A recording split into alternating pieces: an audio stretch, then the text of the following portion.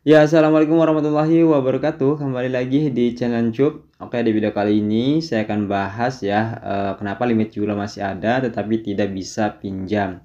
Nah, jadi di sini kebetulan limit aku ada 13 juta ya, dan masih sisa sekitar 6,7 juta.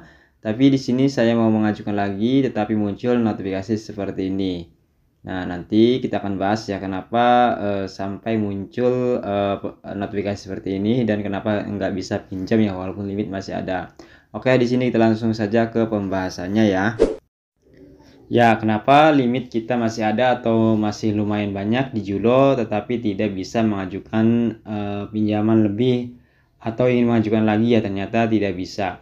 Nah, sebelumnya memang kita masih ada pinjaman ya dan belum dibayar ya, tapi biasanya kan di Julo walaupun masih ada pinjaman tapi tetap ya kalau limitnya masih ada itu biasanya kan bisa mengajukan pinjaman lagi ya teman.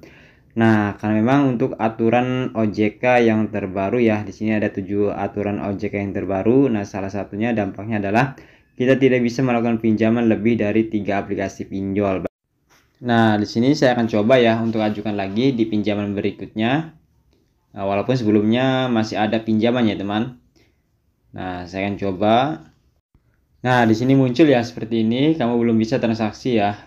Transaksi ini berpotensi melanggar aturan OJK yaitu tagihan per bulan tidak boleh melebihi 50% dari penghasilanmu. Nah, ini dia ya. Jadi kalau misalnya penghasilan kita 5 juta sementara tagihannya 2,5 juta itu udah maksimal ya. Jadi lebih dari itu sekarang udah tidak bisa ya. Jadi kita dibatasi untuk pinjam di beberapa aplikasi pinjol itu maksimalnya 3 saja ya. Tetapi kalau kita turunkan pinjamannya, nah ini masih tidak masalah ya selagi tidak sampai 50% dari penghasilan.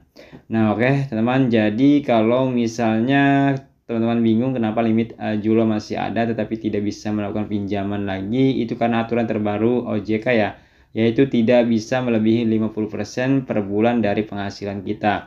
Nah, jadi kalau misalnya kalian ingin mengajukan lagi itu pun maksimal di 3 aplikasi pinjol ya.